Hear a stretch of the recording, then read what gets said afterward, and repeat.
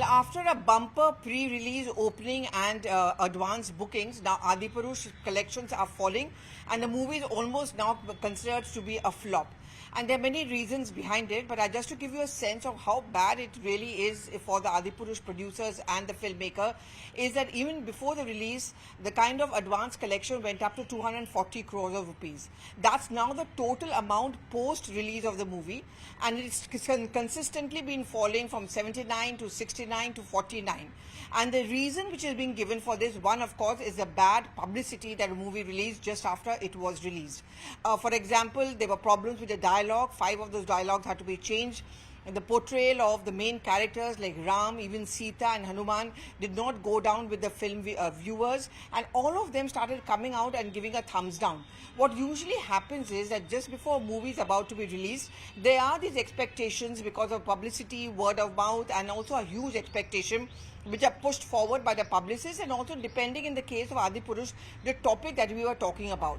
And also the fact that it was being promoted by many of the influencers, many of the leaders as well. So it gave rise to huge anticipation that the movie perhaps is going to be a super duper hit, and there were people who had randomly booked as what is called advance booking to go and watch the cinema.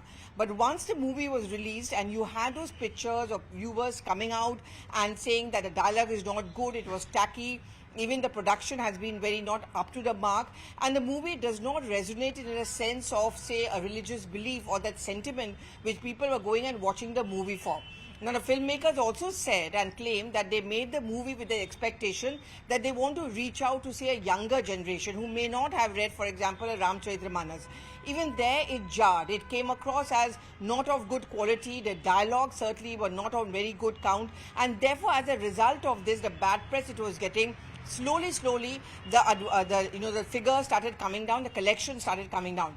There were large number of cancellations which were marked across the country, and of course people stopped buying the tickets, and therefore it is a very lavishly made movie, as you can make out when you're watching the movie, and it was hoped to recover as far as the cost as far as release is concerned. Now the bigger problem is that even movies sometimes, when they don't do well at the box office, hope to recover through a release on the OTT platform.